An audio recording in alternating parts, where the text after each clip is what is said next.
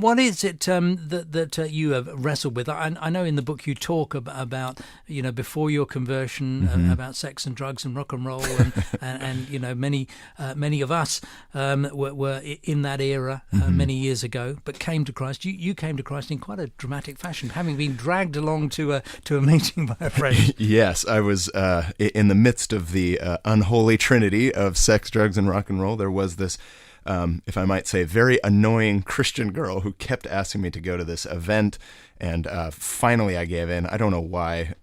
I pull up to this church, and there's this music, and I hated the music, and they were giving away T-shirts, and I thought, oh, this is terrible. Why am I here?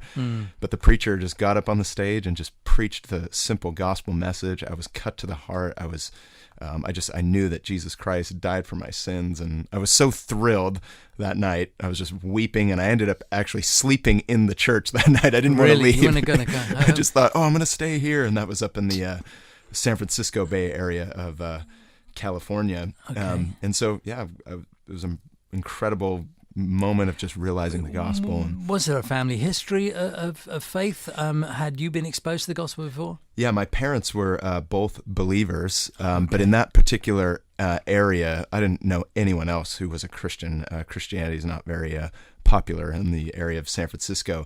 And my dad suffered a lot physically, and our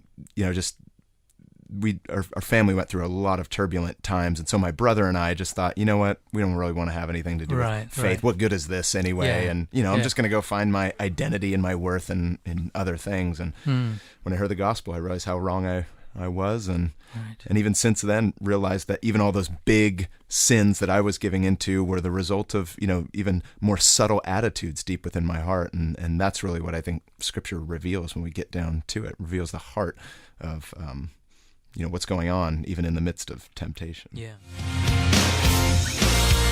Why not start your day with Inspirational Breakfast, Monday to Fridays from 7 a.m, only on Premier Christian Radio, where faith comes to life.